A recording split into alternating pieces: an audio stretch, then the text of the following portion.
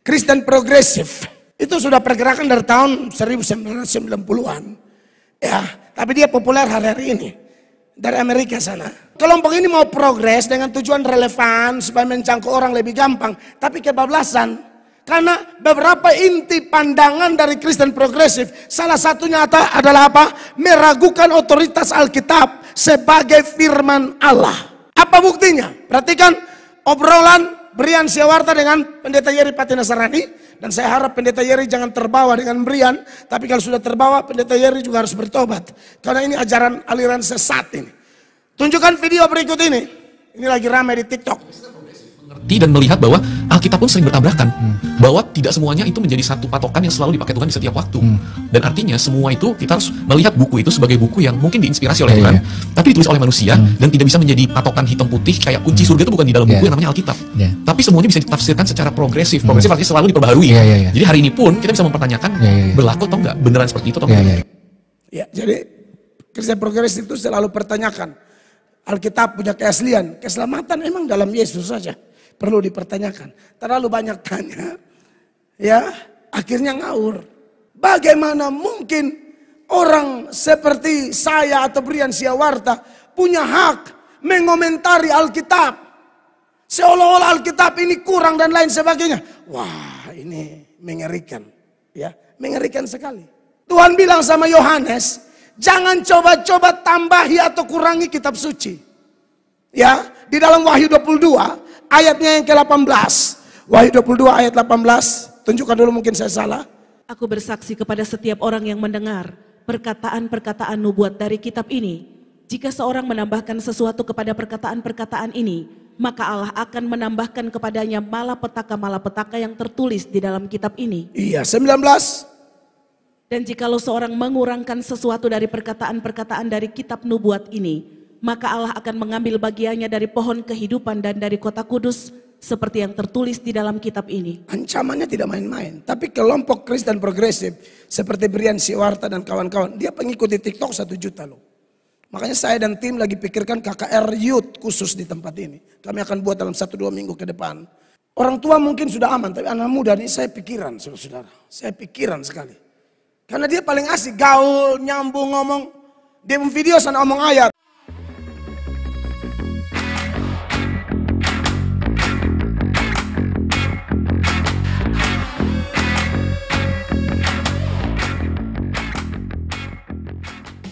Dengan adanya sosial media ini, saudara terkasih, saya sering bilang kalau sosial media di tangan Tuhan dan alat-alat Tuhan, maka akan menjadi alat pemberitaan Injil yang sangat up to date, kontemporer, nyambung, relevan. Tapi kalau sosial media di tangan setan dan antek-anteknya, itu menjadi cara untuk membingungkan, membimbangkan, menggoncangkan iman dari orang-orang percaya. Itu dari waktu ke waktu, dari dulu sampai hari ini, setan masih pakai metode yang sama, ya. Apalagi hari-hari ini marak di sosial media seruan-seruan dari orang yang menyebut diri pendeta dari kelompok Kristen. Lalu berkata, tidak usah percaya Yesus, selamat tidak hanya dalam Yesus. Di luar Yesus pun bisa selamat. Ya, beberapa waktu yang lalu saya tanggapi orang yang katanya pastor atau bukan saya tidak tahu, Brian Siawarta, yang dia dalam dialog dia di satu podcast bersama seorang rohaniwan Muslim, Habib Jafar. Yang kelihatannya Habib Jafar ini suka sekali bergaul dengan agama lain. Nah, kalau hanya sampai level itu aman. Karena kita semua memang orang Indonesia, apalagi ajaran Alkitab, kita memang mesti bergaul dengan semua orang. Tapi pergaulan kita, keakraban kita tidak boleh mengorbankan kebenaran. Tidak boleh mengorbankan Injil. Nah, yang kami lihat di sosial media itu sudah sampai level mengorbankan Injil. Ya. Dan itu kami mau bahas panjang lebar malam ini, saudara-saudara, dan saya harap membantu kita, menolong kita, menguatkan kita bersama. Apalagi orang-orang muda ya. Kalau orang-orang tua pasti akan susah terima seperti Brian begitu, karena dia khotbah, dada terbuka, tato kiri kanan, orang tua langsung mental. Tapi anak-anak muda itu agak kelihatan bisa terima karena dianggap gaul, relevan, progresif. Karena mereka menyebut kelompok mereka adalah Kristen progresif. Artinya mau sesuai zaman, tapi faktanya adalah sekarang sudah ada. Mereka bilang tidak usah percaya Yesus. Selamat kok, asal baik, asal saleh, selamat gitu. Nah, maka dari itu pada hari ini, mulai minggu ini dan minggu depan dan seterusnya, karena minggu depan kita perjamuan kudus, saudara-saudara. Setiap bulan itu ada perjamuan. Karena minggu lalu sudah perjamuan di pas Jumat Agung, minggu ini kita tidak di sini karena terlalu dekat, maka minggu depan kita perjamuan kudus. Nah, kekasih Tuhan, saya mau bahas Injil Matius pasal 28 ayat 19-20 di bawah tema The Great Commission atau amanat agung, saudara-saudara. Mari kita baca ayat ini 1, 2, dan 3. Karena itu pergilah, jadikanlah semua bangsa muridku dan baptislah mereka dalam nama Bapa dan Anak dan Roh Kudus. 20. Dan ajarlah mereka melakukan segala sesuatu yang telah kuperintahkan kepadamu, dan ketahuilah aku menyertai kamu senantiasa sampai kepada akhir zaman. Ini adalah the Great Commission atau amanat agung dari Tuhan Yesus Kristus. Keinginan Tuhan Yesus adalah semua bangsa harus menjadi muridnya. Kenapa semua bangsa harus menjadi muridnya? Karena memang hanya dialah satu-satunya jalan menuju surga. Kalau ada jalan lain, tidak perlu Tuhan Yesus bilang pergi jadikan semua bangsa muridku. Harusnya Tuhan Yesus bilang pergilah jadikan beberapa bangsa yang mau supaya jadi murid. Yang lain nanti orang lain, begitu. Tapi ternyata tidak, ya. Dan memang berkali-kali saya ingatkan kepada jemaat bahwa doktrin ini bagi beberapa orang kuno. Tapi bagi saya lebih baik kuno tapi alkitabiah daripada modern tapi sesat. Ulang, lebih baik kuno tapi alkitabiah daripada modern tapi sesat. Mau gaul, mau menjawab zaman, tahu-tahu kebablasan. Itu yang kita terus menerus ajarkan dari mimbar ini, dari sosial media ini kepada semua yang mengikuti. Bapak Ibu, jemaat yang diberkati oleh Tuhan Yesus, semua bangsa harus jadi murid Yesus karena Tuhan Yesuslah satu-satunya jalan. Tidak ada yang lain. Ya, 1 Yohanes pasal 5 ayatnya yang ke-11, di sana Yohanes bilang, dan inilah kesaksian itu, Allah telah mengaruniakan hidup yang kekal kepada kita, dan hidup itu ada di dalam anaknya. Hidup kekal itu dari Allah. Mau dapat hidup kekal itu ada dalam anaknya. Anaknya cuma satu, anaknya nama Tuhan Yesus. Karena begitu besar kasih Allah akan dunia ini, sehingga ia telah mengaruniakan anaknya yang tunggal. Kita semua ini disebut anaknya, kita ini anak adopsi. Kita percaya dia, makanya diangkat jadi anaknya. Sesungguhnya anak Bapa cuma Yesus. Dan keselamatan hanya ada di dalam dia. 12. Barang siapa memiliki anak, barang siapa memiliki Tuhan Yesus, sudah terima Yesus, ia memiliki hidup. Hidup yang dimaksud hidup yang kekal. Bukan hidup jasmani seperti yang tarik napas bebas-bebas sekarang. Mau liburan, mau jalan di mall, mau makan sei babi. Bukan itu. Tapi hidup kekal. Ya.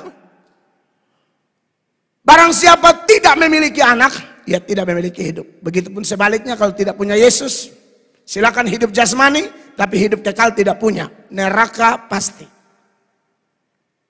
Dan Kristen sejati benar-benar dikasih konfirmasi oleh Roh Kudus bahwa kita itu tahu kapanpun kita mati kita masuk surga. Pasti tahu. Kalau tidak tahu Anda harus bertobat sekarang supaya Roh Kudus kasih tahu Anda, dan Anda pasti punya pengetahuan yang sama dengan semua orang percaya yang sejati.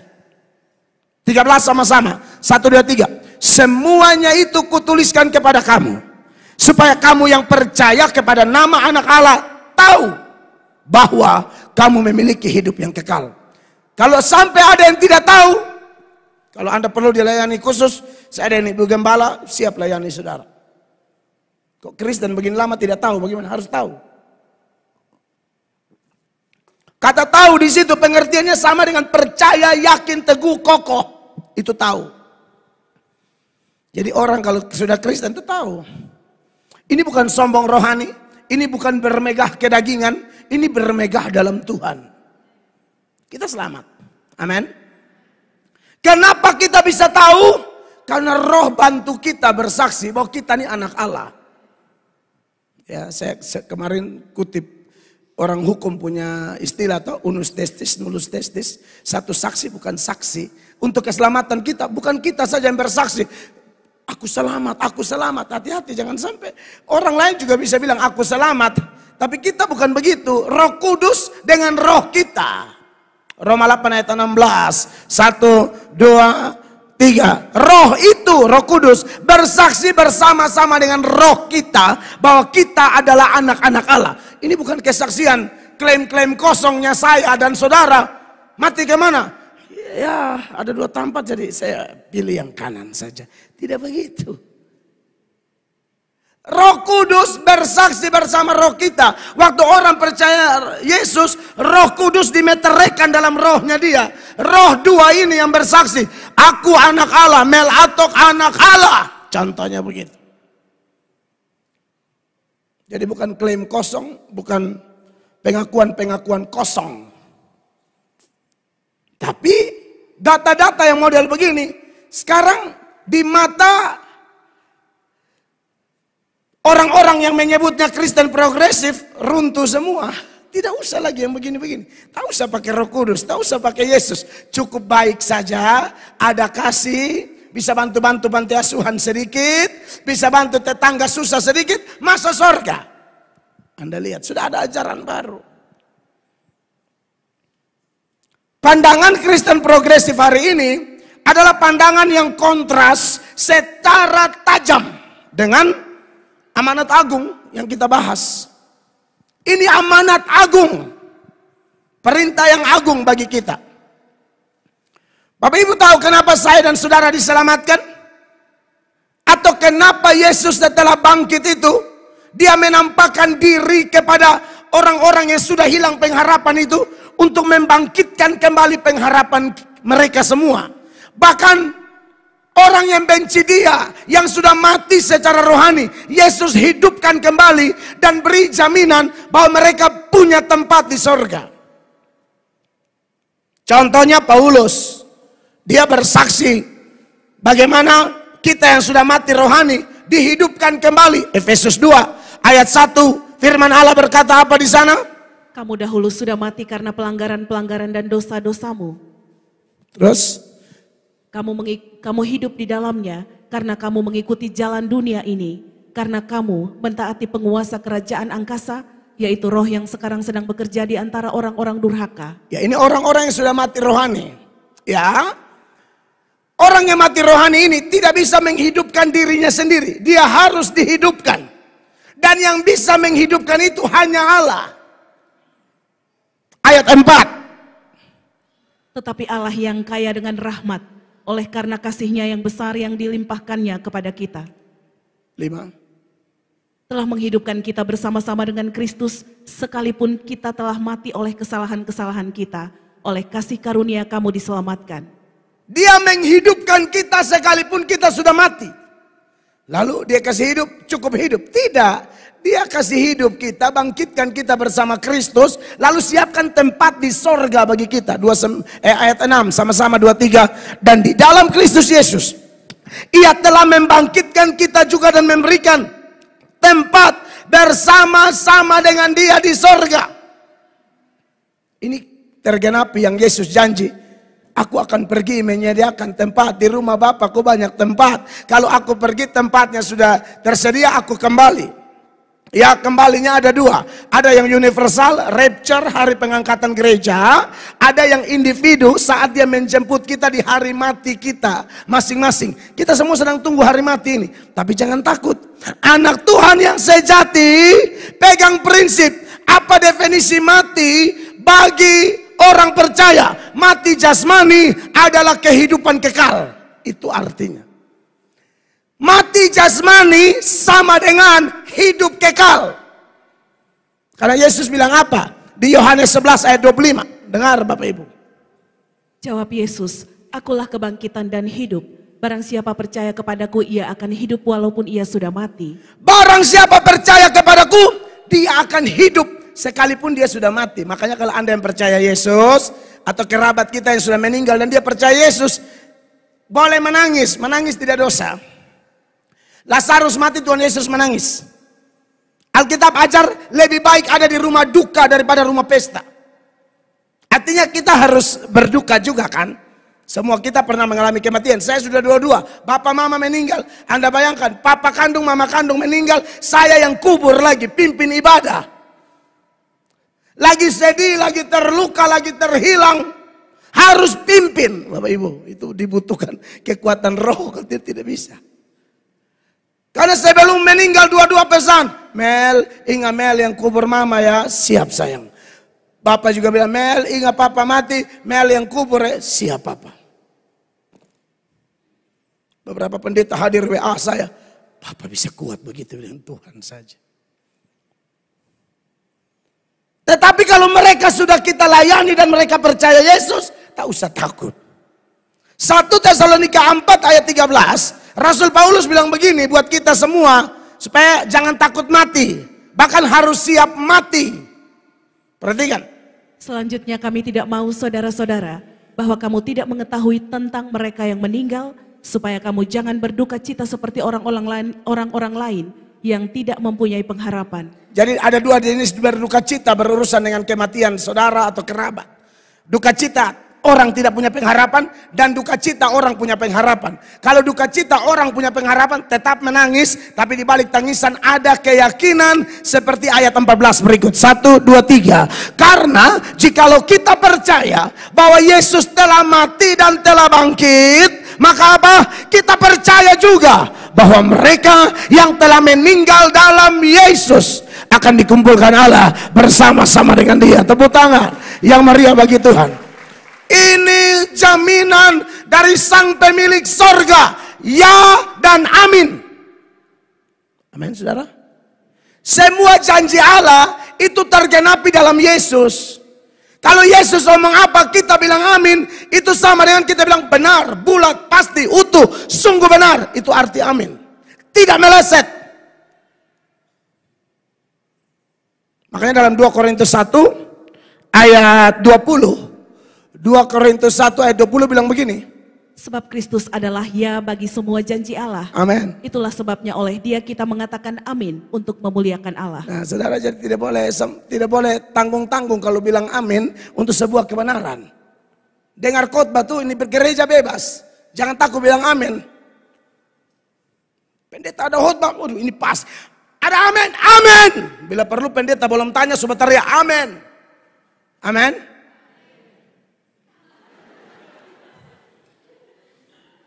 Oh iya, kalau pendetanya khotbah ngawur, jangan amin. Karena amin itu artinya tidak meleset.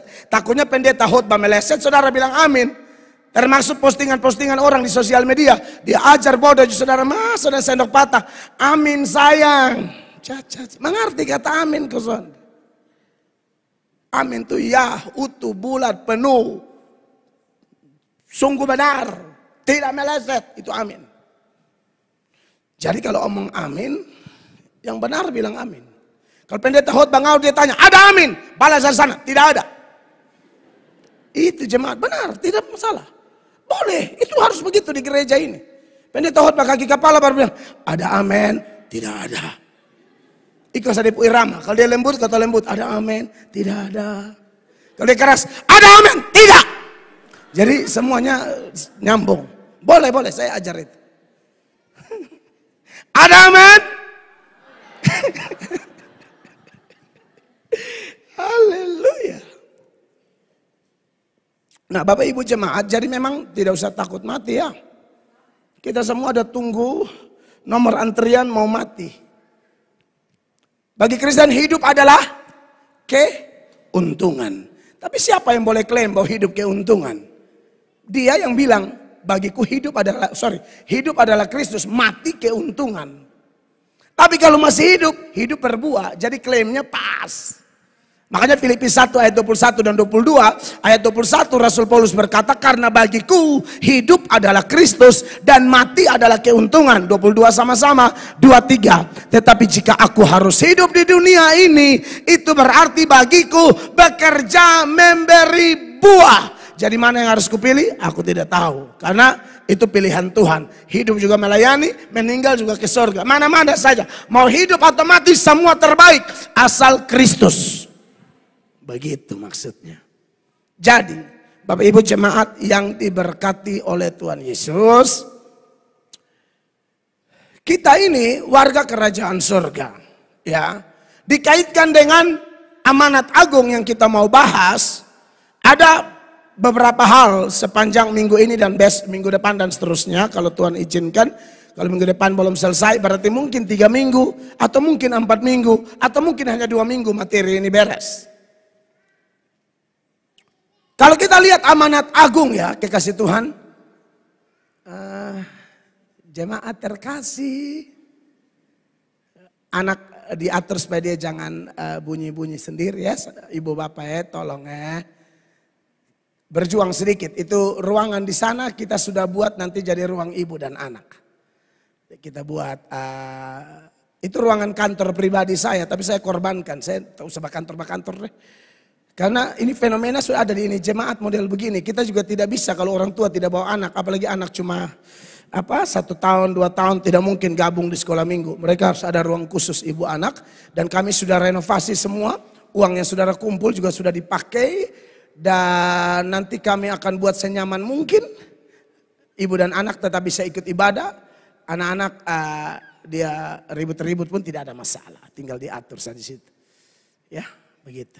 Tapi kalau untuk sementara kalau sempat bawa anak tetap diusahakan ya Bapak Ibu ya.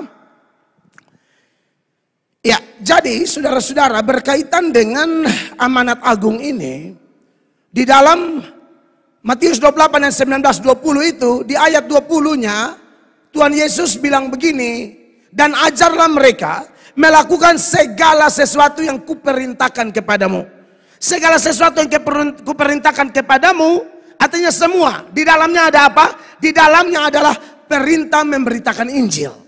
Maka poin pertama yang akan saya seberangkan pada minggu ini adalah orang Kristen sejati yang sudah dilahirbarukan, yang sudah dihidupkan kembali harus memberitakan Injil. Harus memberitakan Injil. Karena Allah selamatkan kita bukan hanya untuk masuk surga, itu nanti di surga, tapi masih di dunia. Semua pendahuluan khotbah tadi mengingatkan kita, bagiku kalau masih hidup, aku memberi buah. Efesus pasal 2 ayat 10 memberi alasan kenapa Allah menjadikan kita ciptaan baru, kenapa Allah menjadikan kita manusia rohani. Ini jawabannya, perhatikan. Karena kita ini buatan Allah, diciptakan dalam Kristus Yesus untuk melakukan pekerjaan baik yang dipersiapkan Allah sebelumnya. Ia mau supaya kita hidup di dalamnya. Iya. Kita ini buatan Allah diciptakan dalam Kristus Yesus untuk melakukan pekerjaan baik. Pekerjaan ini dari kapan? Bukan hanya kita dipilih sebelum dunia dijadikan. Pekerjaan ini juga Allah persiapkan sebelumnya. Ajaran ini juga mengajarkan kepada kita selamat baru berbuat baik. Karena setelah selamat, dia bilang berbuat baik, wajib. Wajib ditandai dengan kalimat, ia mau. Garis bawahi, saudara mau atau tidak? Kalau Anda tidak mau, Anda tidak cinta dia. Anda mau, Anda cinta dia. Anda mau, Anda taat dia. Anda tidak mau, Anda melawan dia. Dan Yesus bilang, siapa melawan aku, dia di luar aku. Ia mau. Supaya kita hidup di dalamnya. Hidup di dalam apa? Pekerjaan baik itu. Rick Warren, penulis buku Purpose Driven Life. Hidup yang digerakkan oleh tujuan. Dia mengartikan pekerjaan baik di sini adalah melayani. Jadi Allah itu menyelamatkan kita untuk melayani. Pelayanan beda-beda. Ada yang pengkhotbah, singer, song leader, pemain musik. Ada yang penerima tamu, ada yang pelayan parkir luar biasa, ada yang soundman. Bahkan ada ibu yang ketika ditanyai, menyanyi bisa? Parah. Tidak bisa. Doa syafaat bisa? Iya, tapi mulai start, aminnya pagi, artinya tidur. Harus dilatih. Lalu apa yang ibu bisa? Saya bisa masak. Dan memang dia jago masak. Rasanya sulit satu fellowship tanpa makan-makan. Apalagi budaya ketimuran. Yahudi, Indonesia itu timur semua. Makanya Yesus bilang, lihat aku mengetok, siapa buka pintu, aku akan masuk makan bersama dia. Makan itu fellowship. Makan rohani, makan jasmani, fellowship. Hanya tambahnya ukur-ukur, itu saja. Karena maksudnya orang lain cuma makan. Ada yang tambahnya tuh dia rohnya bernyala-nyala, ya. Dan herannya pas jam makan saja. Ya, jam dengar khotbah kurang terbakar. Tapi kalau jam makan dia bilang, waktunya telah tiba, bangkitlah. Ya, jadi itu fellowship. Nah, gereja, budaya gereja mula-mula sampai hari ini mantap itu. Makan-makan tuh biasa. Ya, itu menambah keakraban. Bagus itu. Perjamuan kasih namanya. Dan itu mesti ada orang yang bertalenta. Jangan siram garam sesuka hati. Ada yang siram garam tuh ikut irama lagu persekutuan doa. Nyanyi glory. Nah, pas dia siram, ini dia siram nih. Yang darah tinggi semakin tinggi dan cepat terutama lakinya duluan ya. Masak tuh itu mesti butuh skill. Makanya sekarang chef-chef terkenal tuh punya acara TV sendiri. Karena dia tahu cara masak Armani saya suka hati sah. Daster suka asap sah. Maksudnya campurannya tuh aduh kacau deh pokoknya. Laki makan, laki bilang, itu tanya, enak bapak? Lu tanya Tuhan sah.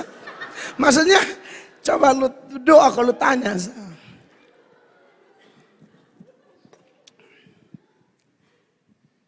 Jemaat yang diberkati oleh Tuhan Yesus. Ia mau supaya kita hidup di dalamnya. Orang yang dikasih pelayanan tapi tidak mau, Tuhan murka. Kalau saudara mau, Tuhan senang. Saudara tidak mau, Tuhan marah. Tuhan pernah marah Musa gara-gara Musa itu tolak pelayanan. Suruh dikasih tugas, alasan lah berat lidah lah, tidak bisa omong lah. Saudara lihat tuh di dalam Keluaran pasal 4. Mulai ayat 10. Musa tolak pelayanan. Musa bilang begini. Lalu kata Musa kepada Tuhan, ah Tuhan, aku ini tidak pandai bicara. Dahulu pun tidak, dan sejak engkau berfirman kepada hambamu pun tidak. Sebab aku berat mulut dan berat lidah. Tuhan bilang, siapa yang bikin lidah? Kau takut sekali, saya yang utus kok. Siapa yang bikin orang bisu, orang bisa bicara, siapa? 11. Tetapi Tuhan berfirman kepadanya, siapakah yang membuat lidah manusia? Siapakah yang membuat orang bisu atau tuli? Membuat orang melihat atau buta? Bukankah aku, yakni Tuhan?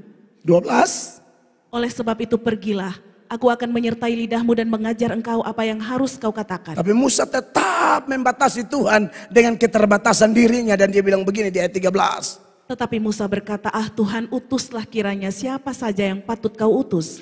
Jangan batasi Tuhan dengan keterbatasan diri kita. Ini pekerjaan Tuhan, bukan masalah kita berat lidah, bodoh, tidak tamat SD atau apa. Alkitab berkata apa yang bodoh bagi Allah, Allah bisa angkat. Apa yang bodoh bagi dunia, Allah bisa angkat. Mempermalukan orang pintar. Amin. Tentu ini bukan rekomendasi untuk Anda malas belajar. Ya, karena belajar pun memuliakan Allah. Lakukan segala sesuatu untuk kemuliaan nama Tuhan. Karena keadaan tertentu, situasi tertentu, memang orangnya putus sekolah dan lain sebagainya. Tapi kalau Allah mau pilih dia, siapa mau tahan? Amin. Makanya Musa tolak, ini Tuhan marah. Ayat 14 Tuhan bilang begini, maka bangkitlah murka Tuhan kepada Musa dan seterusnya. Tolak pelayanan Allah murka. Ini Musa seorang. Ada satu kota namanya kota Meros. Allah suruh kutuk semua penduduknya. Kenapa Allah suruh kutuk semua penduduknya? Hakim-Hakim 5 ayat 23. Karena mereka tidak mau bantu Tuhan. Anda bayangkan. Tidak mau bantu Tuhan. Aduh Tuhan kalau saya Tuhan minta bantu. Wow. Tuhan Allah pemegang napas, jantung masih berdetak, itu dia yang izinkan. Dia hanya minta, anakku mari bantu pelayanan. Anak tidak mau, Tuhan kutuk dia. Perhatikan. Kutukilah kota Meros, firman malaikat Tuhan. Kutukilah habis-habisan penduduknya karena mereka tidak datang membantu Tuhan.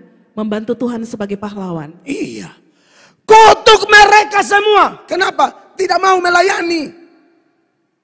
Tidak mau bantu Tuhan. Ada lagi yang sudah terima pelayanan tapi lalai, ini pun terkutuk.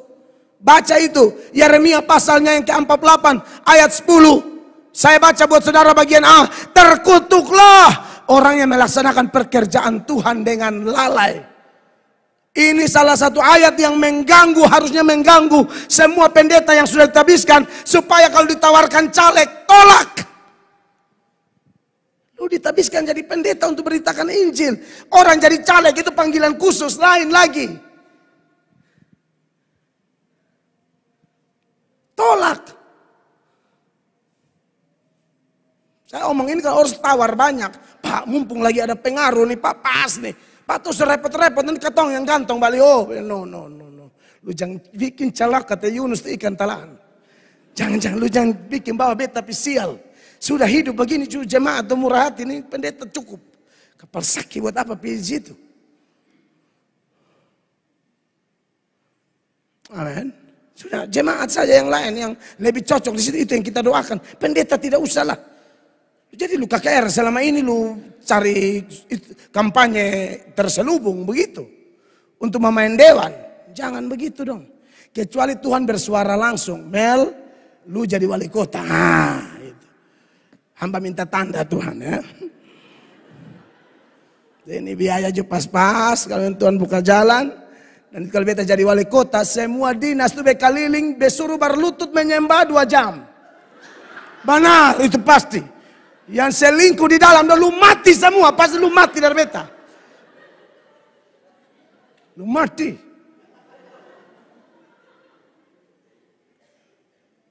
Gitu. Di kantor wali kota tuh itu akan berlutut setengah jam. Menyembah. Menyembah, biar kau semua tahu menyembah. Merendahkan diri. Itu satu kota kalau berlutut berbalik dari jalan-jalan yang jahat. Allah berkati itu kota. Nah, ini beta omong betul ini. Beta kalau kecuali alasan itu ya, Tuhan Allah yang bersuara, mimpi anakku calon. Itu beta pi, benar, beta pi. Ibu gembala bisa khotbah kok. Tenang, beta tetap khotbah hanya mantua lebih full di sini. Itu sungguh mati semua kelurahan tuh akan KKR. Cari wakil yang mengerti, lu urus pemerintahan, be urus rohani itu. Benar, hanya bisa tahu Tuhan mau. Kalau be sorong-sorong diri, no. Kan bisa Tuhan punya otoritas toh. Besok komitmen, maka dia berubah. Banyak yang kita yang berubah, Tuhan yang berubah. Tahu Tuhan mau ke sana kan. Beta lihat calon-calon wali kota, beta bilang Tuhan tolong mereka. Ini kan calon orang lama paling banyak ya. Tuhan lindungi. Supaya ini kali kota Kupang tambah asik. Sejauh ini pikir sudah bagus. Tinggal siapapun yang pimpin kita doakan supaya bagus ya. Kupang kota Kristen. Nah, 50 meter 100 meter gereja. 50 meter 100 meter gereja. Kasihan kalau terkutuk dan tetap dikenal sebagai negeri paling miskin terus. Itu tanda tanya besar sebenarnya. Mesti koreksi diri. Kok bisa gereja begini banyak tapi melarat, miskin, dan dolek, sampah di mana-mana. Jadi begini, saudara, ini saudara saya bisa lihat ada spirit kepemimpinan ya. Hanya tunggu konfirmasi. Kobar 43 nih. Tinggal kasih turun paru sedikit baju dinas, sugaga. Ya.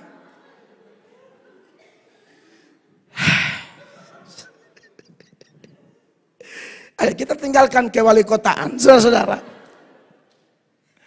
Jadi terkutuk kalau orang yang lalai, saudara-saudara. Ya, jadi melayani benar. Bapak Ibu yang pernah komitmen, apalagi sampai sekolah teologi, Anda dipanggil tuh melayani loh. Jangan main-main. Tidak harus sekolah teologi, tapi Anda yang punya komitmen melayani, pernah janji dengan Tuhan. Pokoknya kalau saya sembuh, saya melayani. Saya begini, saya melayani. Tolong jangan coba ingkari janji Anda. Kenapa banyak orang punya ekonomi rusak, ini rusak. Komitmen lain bikin lain. Itu dia penama natsar, sama tuh kayak janji. Makanya di dalam pengkhotbah pasal ayat 3 dan seterusnya dikatakan demikian. Kalau engkau bernasar kepada Allah, janganlah menunda-nunda menepatinya. Jangan. Karena ia tidak senang kepada orang-orang bodoh. Tepatilah nazarmu. Sekolah tinggi tapi suka janji lain, bikin lain dan Tuhan. Orang lain bilang, wih tinggi yo. Tuhan bilang bodoh. Tinggi apa? Lu bilang dia tinggi, bagi saya dia bodoh. Karena dia janji lain dan saya dia bikin lain. Next. Lebih baik engkau tidak bernasar daripada bernasar tetapi tidak menepatinya. Betul. Sebab kalau bernasar tapi tidak menepati, ayat 5 menjawab. Janganlah mulutmu membawa engkau ke dalam dosa. Dan janganlah berkata di hadapan utusan Allah bahwa engkau kilaf. Apakah perlu Allah menjadi murka atas ucapan-ucapanmu dan merusakkan pekerjaan tanganmu? Tolong pikirkan itu. Kenapa bisnis ini rusak? Pegang ini rusak. Mengkali pernah janji dan Tuhan tolong evaluasi kembali dulu. Dosa kita sebesar apapun minta ampun Tuhan ampuni. Janji kita Allah tidak lupa. Catat itu. Dua hal berbeda. Dosa minta ampun Allah ampuni. Tapi janji Allah tagih. Yakub lari tinggalkan Ishak dan Esau dan Ribka pergi ke Laban sana. Belasan tahun bahkan mungkin mau puluhan tahun. Tuhan tetap tagih. Tolong dulu kau pun janji di Betel. Pulang. Dosamu saya ampuni. Janjimu saya tagih terus. Makanya natsar apa bikin. Jadi kekasih-kekasih Allah. Kalau sudah terima kepercayaan, tolong melayani. Hamba yang 5 talenta Tuhan pulang, puji Tuhan. Sudah jadi 10 talenta. Hamba yang baik, hamba yang setia, turutlah dalam kebahagiaan Tuhanmu. Hamba yang 2 datang bawa Tuhan. Tuhan kasih 2, puji Tuhan sudah jadi 4. Oh, hamba yang baik, turut dalam kebahagiaan Tuhan. Yang dapat 1, kubur lagi. Sudah kubur, omong banyak, protes banyak. Yang melipat gandakan kerja banyak, omong sedikit. Yang tidak ngapa-ngapain, omongnya banyak, hasil 0.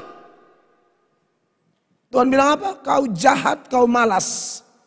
Matius 25 ayat 26, perhatikan ayat ini.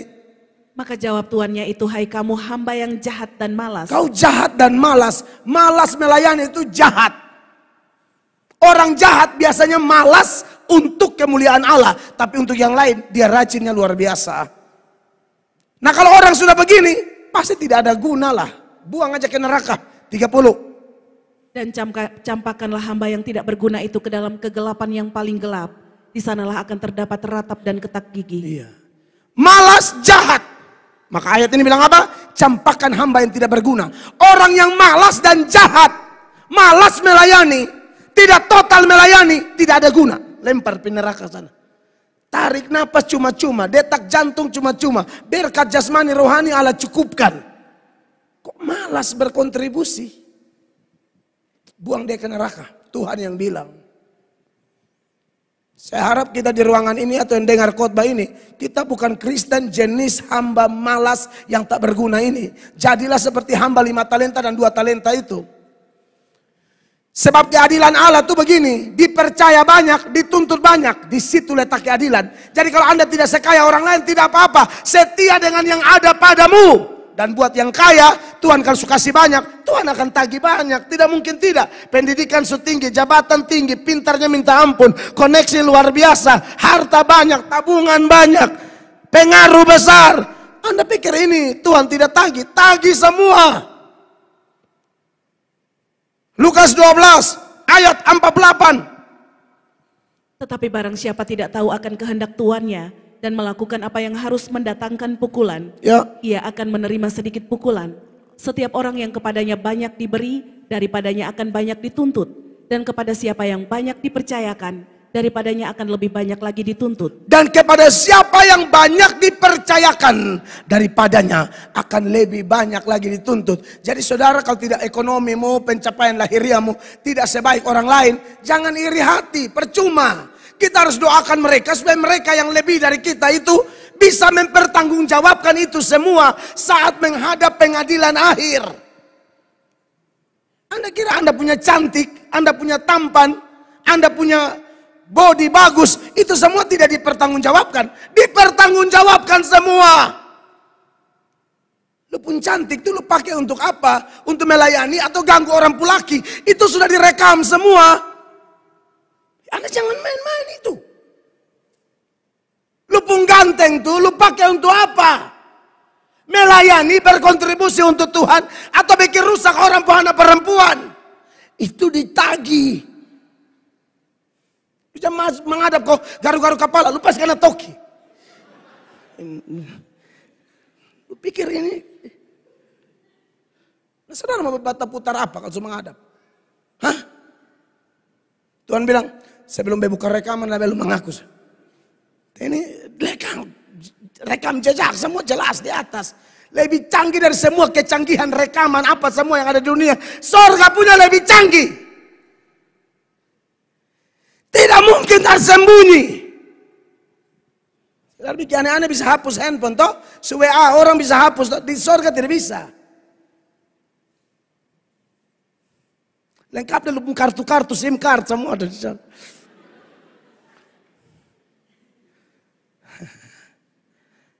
Yang saya omong mungkin kita ketawa, tapi ini benar. Bertobat, bertobat, bertobat.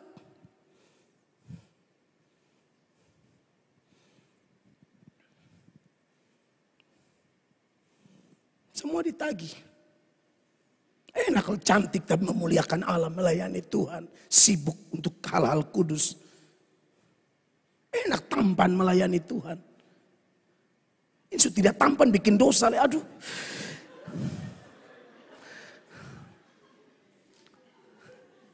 Ini harus bakar hidup-hidup.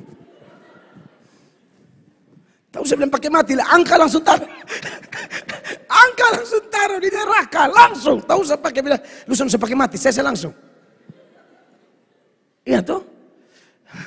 Kalau mau ikut ketempuh emosi maunya begitu, tapi ya terserah Tuhan. Nah jemaat, jadi ini adalah sesuatu yang wajib hukumnya. Paulus bilang, aku kalau tidak beritakan Injil, aku celaka. Karena itu adalah keharusan bagiku.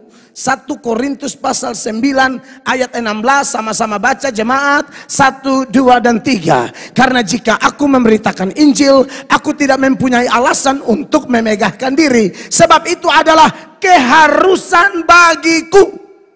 Celakalah aku jika aku tidak memberitakan Injil. Garis bawahi kalimat, sebab itu adalah keharusan bagiku. Harus. Dia tidak ada tawar-tawar. Ingat Bapak Ibu, tidak ada posisi netral dalam Tuhan.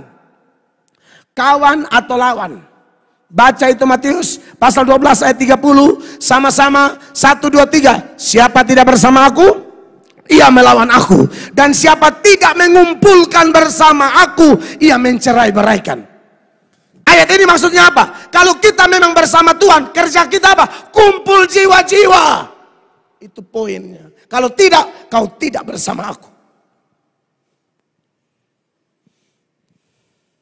Nah, Bapak Ibu jemaat, untuk mempertajam poin ini, poin keharusan memberitakan Injil bagi kita, sebenarnya ada banyak referensi dalam kitab suci yang bisa saya pakai untuk memperjelas poin ini bagi kita.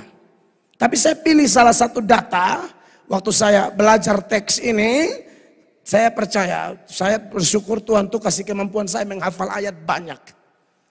Jadi saya berdoa, saya selalu berdoa, Tuhan hamba ini biar hafal ayat banyak. Tapi hamba tidak mampu, jadi Tuhan tolong, tuntun sesuai kebutuhan jemaat nih Tuhan. Tolong hamba. Dan memang saya yakin Tuhan bekerja. Tuhan ingatkan Filipi 1 ayat 27. Filipi 1 ayat 27 itu ya, ini adalah ayat yang sangat baik dan sangat bagus untuk kita pelajari. Perhatikan ayatnya dan tolong dibacakan.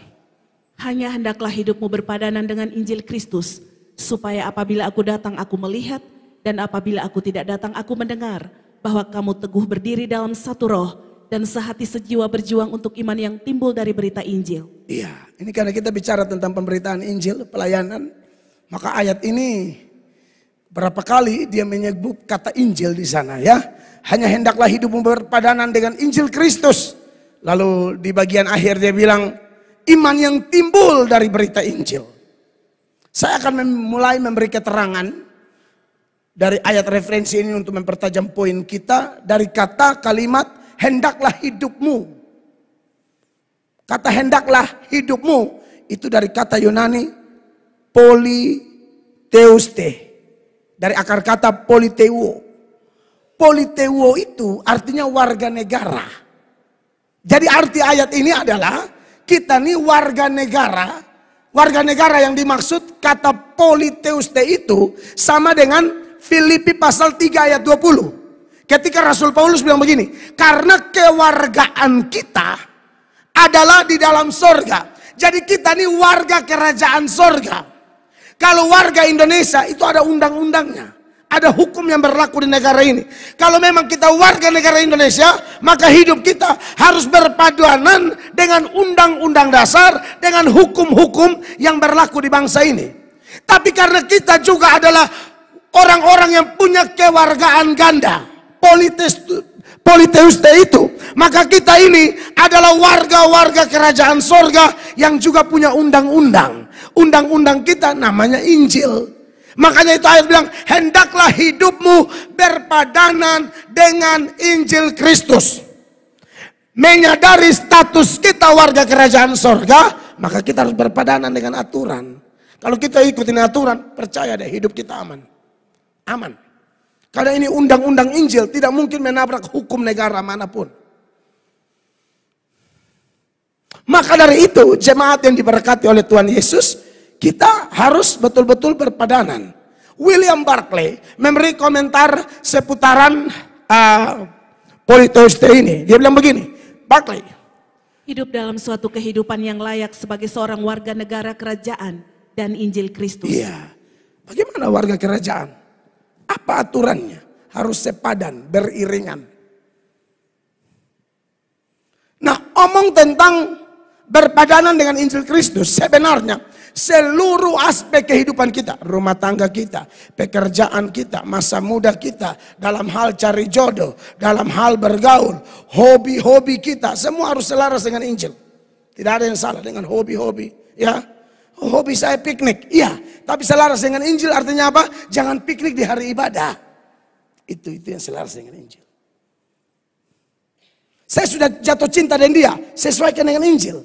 Siapa yang kau jatuh cinta? Harus orang yang beriman kepada Yesus.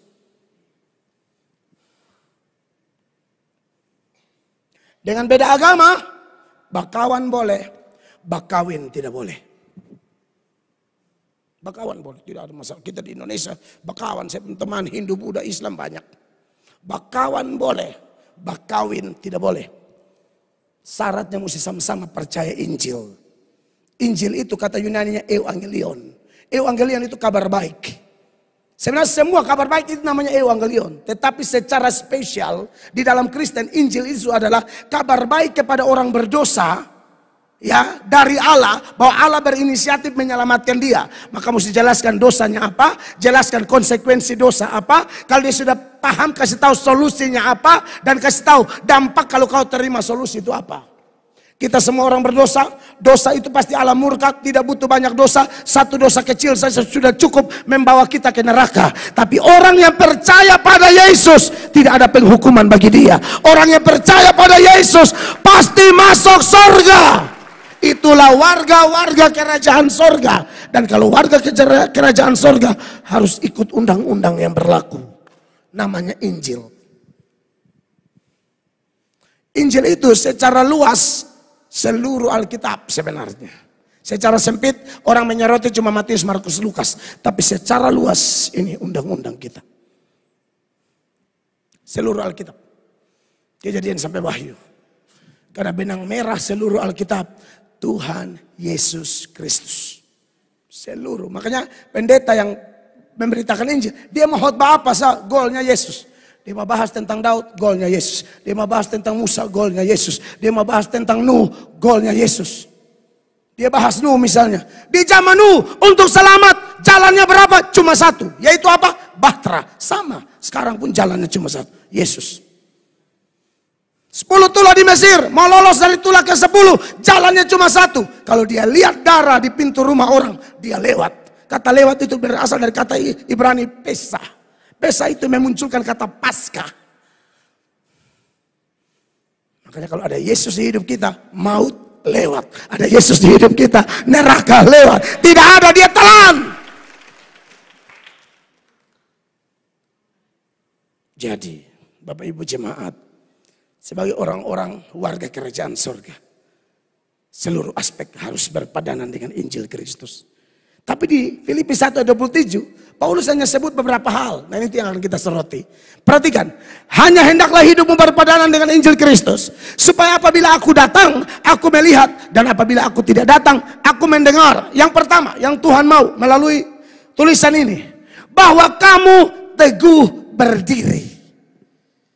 Yang Tuhan mau, warga kerajaan Allah yang berpadanan dengan Injil Kristus, teguh berdiri, berpegang kepada Injil.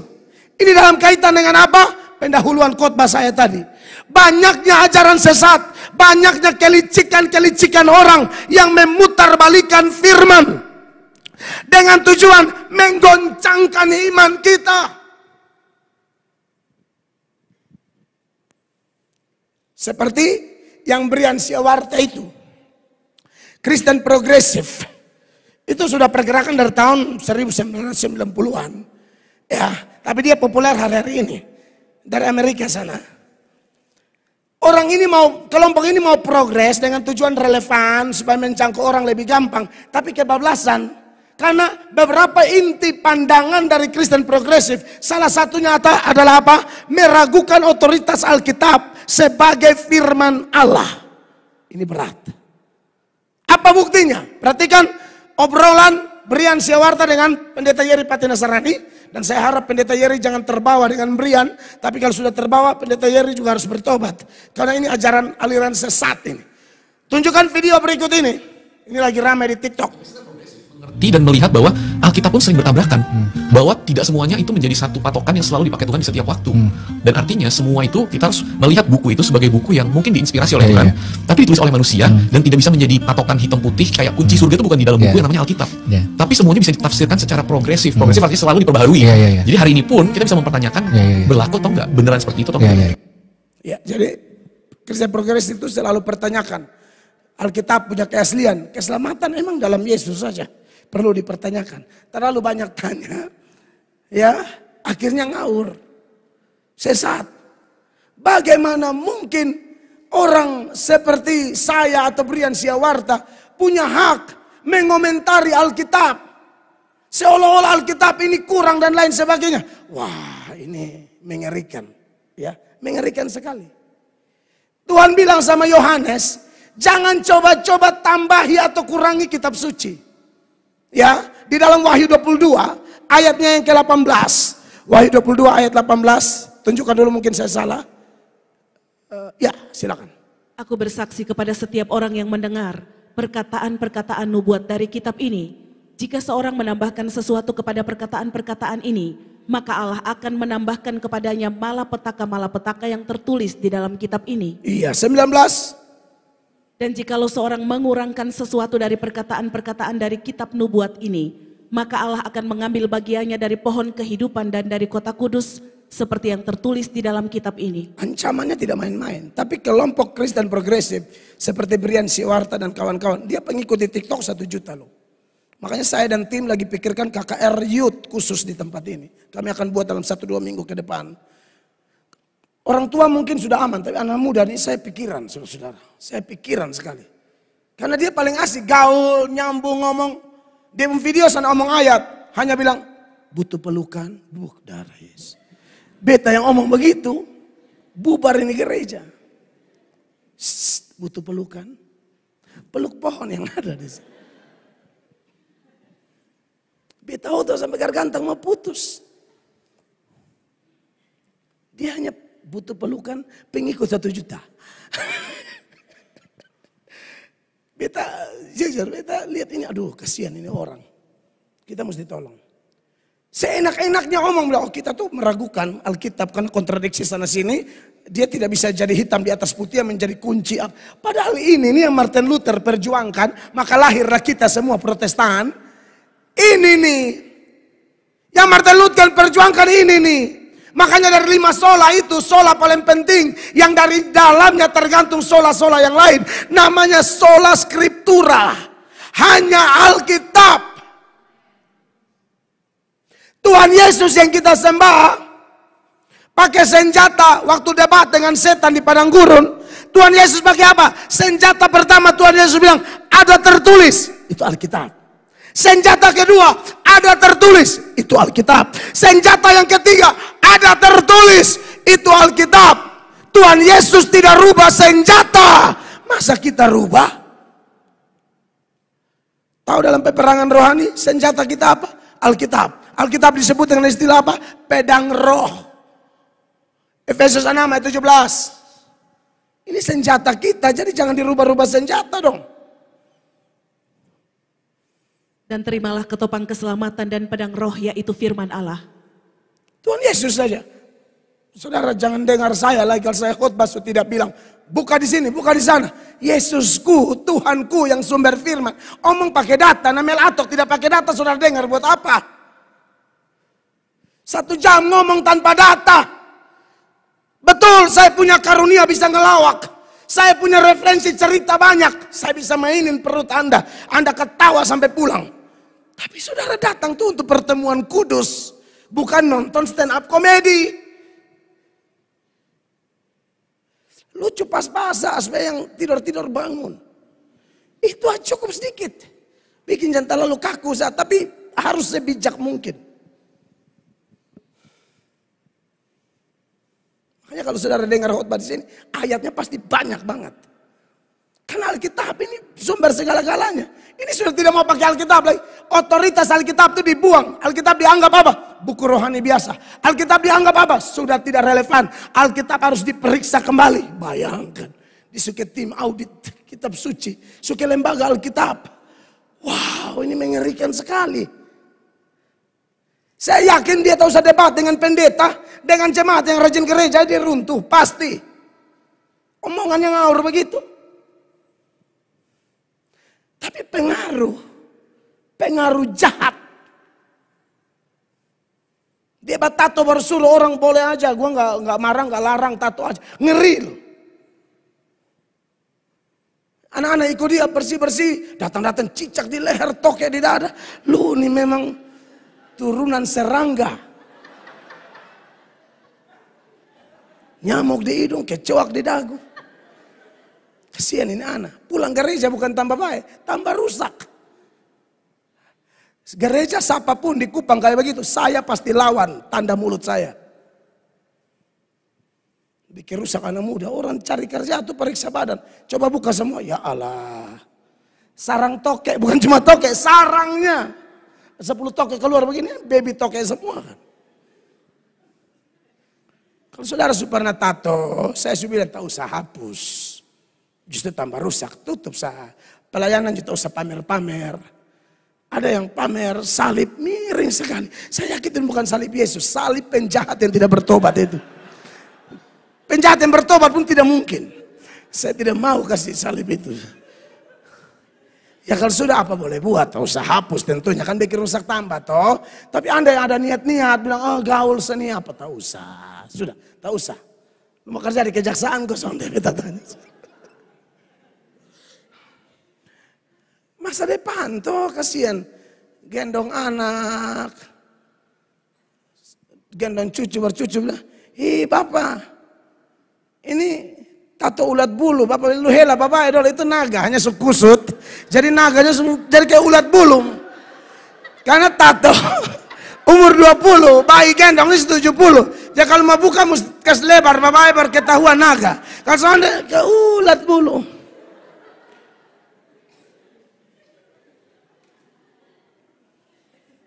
Saudara yang tato kulit mas kincang keren. Mawar 3 di sini ya. So nenek-nenek 3 anak korek. Kayak anak korek api 3. Itu mawar semua. Anak korek. Percaya deh.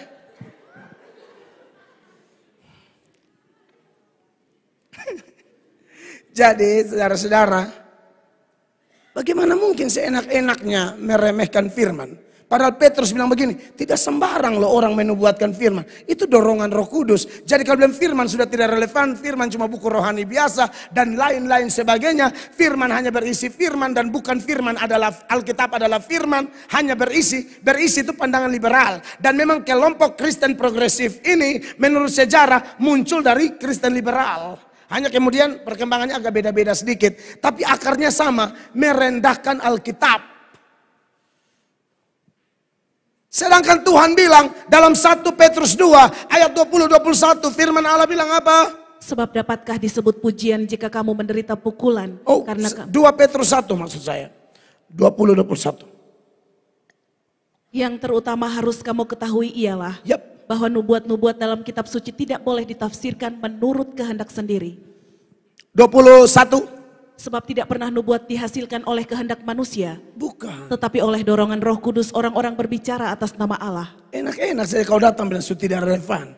Ini Roh Kudus buat untuk jadi penuntun buat kita. Amin. Jadi kalau mereka sudah meremehkan firman Allah, mereka tabrak banyak ayat. Salah satunya ini. Dan ada lagi Yesaya 40 ayat 8. Di situ menjelaskan semua bisa layu. Firman Allah tidak akan layu. Rumput menjadi kering, bunga menjadi layu, tetapi firman Allah kita tetap untuk selama-lamanya. Iya, bahkan Injil yang kita punyai, yang kita sedang bahas malam ini, itu Injil itu sifatnya kekal. Wahyu, pasalnya yang ke-14, ayat 6. Perhatikan Bapak Ibu. Dan aku melihat seorang malaikat lain terbang di tengah-tengah langit, dan padanya ada Injil yang kekal. Ada Injil yang kekal. Untuk diberitakannya kepada mereka yang diam di atas bumi, dan kepada semua bangsa dan suku dan bahasa dan kaum. Lebih mudah langit dan bumi ini berlalu, kata Yesus, daripada satu iota pun firman Allah berlalu. Muncullah orang-orang ini yang meremehkan Alkitab. Anda tahu siapa di belakang mereka? Setan. Setan. Jadi Brian, lu kalau mau bertobat, bertobat. Sebab setan di belakang lu tuh. Dan semua pengikut Kristen progresif, kami melakukan ini dengan cinta. Ya, kami mengasihi Anda. Anda punya kasih itu kasih palsu. Dengarkan khotbah ini, saya khotbah sampai habis. Lu omong kasih-kasih yang mana? Lu mengerti tentang kasih tidak? Tahu saya percaya Yesus, yang penting ada kasih. Memangnya bisa orang punya kasih tanpa Yesus? Tidak bisa. Kasih itu produk sorga, kasih itu produk Roh Kudus. Yang kata Yunaninya agape itu, agapao, itu produk roh. Bukan asal lu bantu panti asuhan lu punya kasih, kata siapa? Preman yang bisnis pelacur juga nyumbang. Emang lu langsung klaim itu kasih? Tunggu dulu saya ajar sesuai firman Allah.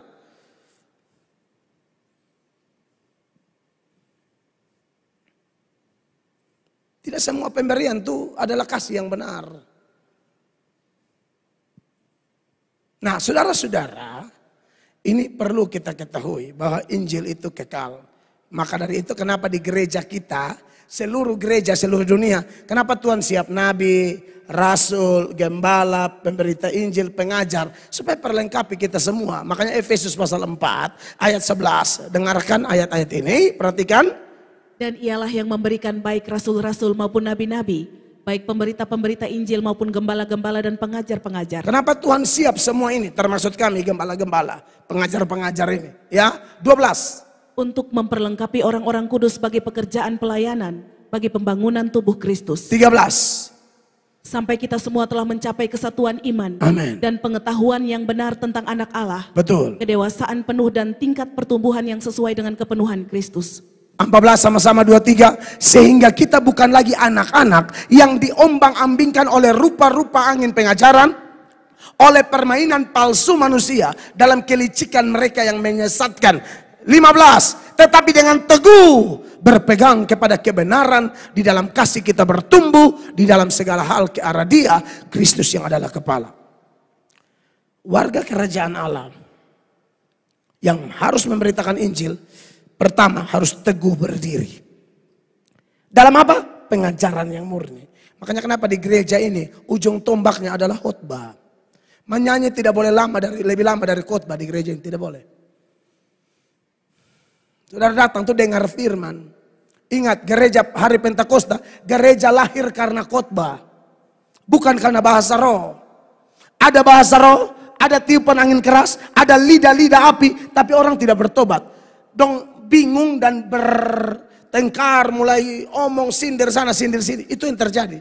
Tapi ketika Petrus khotbah, mulai Kisah Para Rasul 2 ayat 14 sampai ayat 36, di ayat 37 mereka tergugah, mereka bertobat, lalu ayat 41 mereka dibaptis 3.000 orang.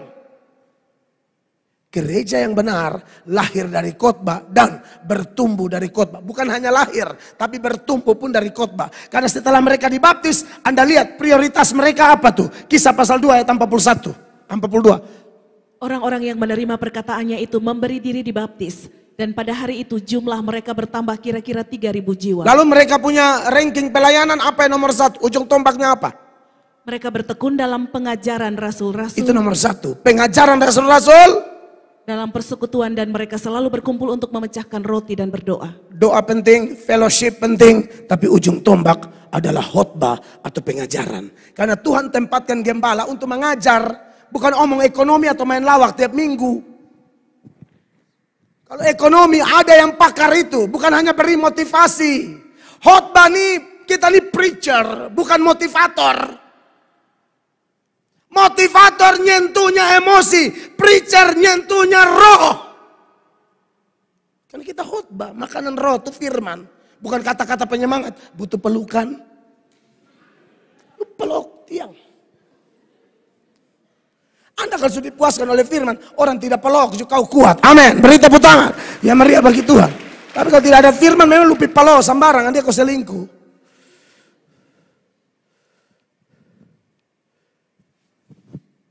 Orang sudah ada firman, cukup bantal pelok, cukup. Kalau terlalu aneh rapi gitu kepok-kepok. Jemaat terkasih. Itu yang pertama, teguh berdiri dalam pengajaran. Yang kedua, dari Filipi 1 ayat 27 itu, setelah dia bahas tentang kamu teguh berdiri, dia lanjut bilang begini, dalam satu roh dan sehati sejiwa. Yang berarti kesatuan yang kedua. Keluarga kerajaan Allah harus kesatuan. Satu apa? Satu dalam roh. Yang dimaksud roh di sini, John Calvin seorang yang sangat pakar. Dia bilang bicara roh di sini, sebenarnya bicara pengertian. Ya, makanya Calvin dalam komentar berikut, saya tidak buang waktu, saya langsung saja. Calvin bilang begini, bahwa kalau kata spirit atau roh dan kata soul atau jiwa muncul bersama-sama, maka kata spirit, roh menunjuk pada pengertian. Sedangkan kata soul atau jiwa menunjuk pada kehendak atau hati. Dari mana pengertian itu bisa mempersatukan kita? Pengajaran. Pengertian yang benar itu didapat dari ajaran kitab suci. Karena Yesus bilang orang itu sesat karena tidak mengerti kitab suci. Matius 22 ayat 29. Perhatikan. Yesus menjawab mereka, kamu sesat sebab kamu tidak mengerti kitab suci maupun kuasa Allah. Iya. Nah kayak Kristen progresif ini tidak ngerti kitab suci. Doktrin kita jelas, selamat karena Yesus. Pergi jadikan semua bangsa muridku. Tapi Brian Siwarta bilang apa? Nggak perlu percaya Yesus. Lihat aja obrolan berikut. Brian Siwarta dengan Habib Jafar. Perhatikan. Gua tidak yakin gua akan menyembah seorang Tuhan yang rela membiarkan seorang yang sangat baik dan mulia seperti Habib Jafar yang hidupnya baik banget bakal masuk neraka hanya karena dia tidak bilang gua percaya sama Yesus Kristus. Oke. Gua nggak percaya bahwa Tuhan itu tidak adil atau setega itu. Jadi Kristen progresif ini karena sudah singkirkan firman, kebenaran itu tergantung opini, perasaan. Jadi tergantung guanya. Lu boleh pegang Alkitab, tapi gua ngerasa. Gua sudah mulai gila.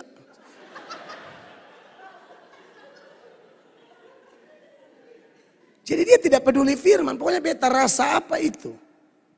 Firman bilang tanpa Yesus orang masuk neraka.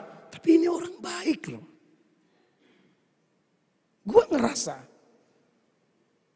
Orang semulia, lihat. Kebenaran Kristus dia korbankan, lalu dia puji-puji Habib Jafar. Biasanya orang yang tidak cinta Yesus lagi, Yesus dia rendahkan, manusia dia tinggikan. Saya buktikan data pembanding ya. Dalam Matius pasal 27 ayat 62, ini orang-orang munafik datang sowan ke gubernur, Pak Gubnya waktu itu nama Pilatus. Lalu mereka tinggikan Pak Gub, rendahkan Yesus. Anda lihatin manusia munafik. Perhatikan. Keesokan harinya yaitu sesudah hari persiapan, datanglah imam-imam kepala dan orang-orang Farisi bersama-sama menghadap Pilatus. Mereka bilang apa dengan Pak Gub? Dan mereka berkata, Tuan. Wih, Pak Gub dan panggil Tuan, Lord, kurios Yunaninya, sir, dan lain sebagainya.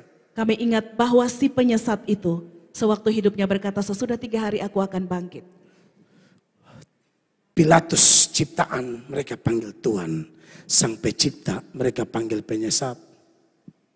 Kebenaran sang pencipta, Alkitab direndahkan oleh Kristen progresif, Brian Syawarta dan kawan-kawan. Tapi Habib yang mulia ini. Saya tidak ada masalah dengan Habib Ja'far. Ini orang bagus dalam konteks kemajemukan kita di Indonesia. Ya Islam Kristen kita saling menghargai. Tapi jangan korbankan kebenaran.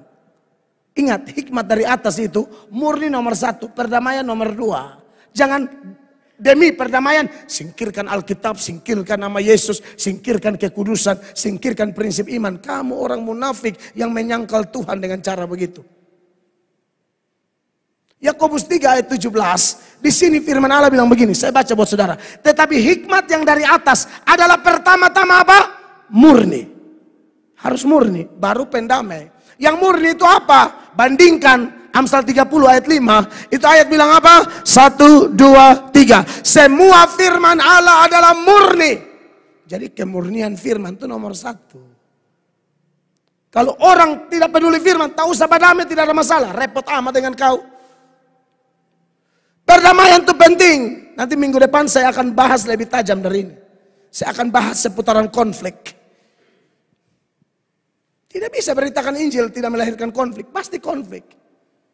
Lihat aja rasul-rasul dibunuh. Itu gara-gara apa? Injil semua. Karena setan tidak senang dengan kebenaran. Setan senang dengan kepalsuan. Setan senang dengan ketidakmurnian. Dan Kristen progresif sesat dan tidak murni harus bertobat. Kau tidak bikin kacau banyak orang.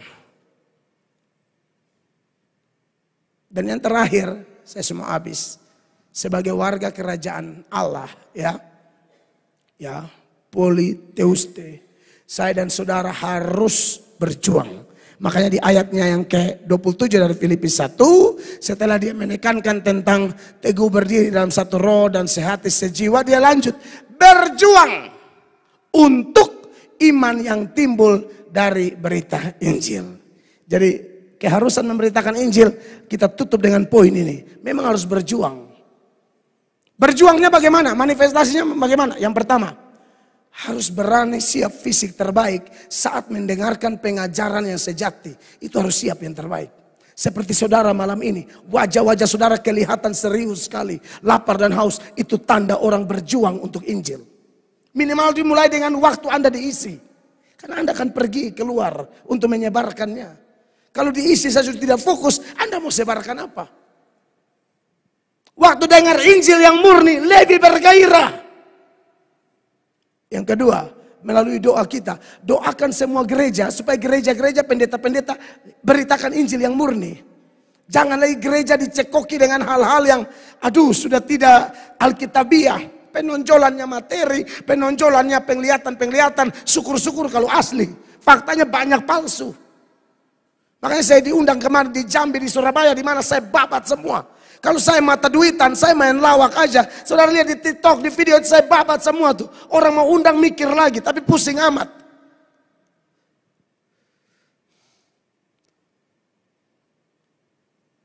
Saya bukan cari itu barang. Tuhan pasti berkati saya. Dalam nama Yesus, Allah pasti berkati kami hamba Tuhan. Masa hamba Tuhan melayani Tuhan, Allah tidak cukupkan? Tidak mungkin. Lalu apa lagi? Saudara kalau dukung gereja, lihat gereja yang memberitakan Injil. Anda mau dukung doa ke, dukung tenaga ke, dukung dana ke, di gereja yang memberitakan Injil. Kalau gereja yang tidak memberitakan Injil, atau hanya fokus kepada yang lain, Anda bantu dana di sana, Anda sama dengan bantu setan. Amin, kekasih Tuhan. Kami akan memberitakan Injil karena itu keharusan bagi kami. Sampai jumpa minggu depan, saya akan bahas lebih dalam waktu kita perjamuan kudus. Beri tepuk tangan yang meriah bagi Tuhan. Saya selesai. Tuhan Yesus memberkati. Haleluya.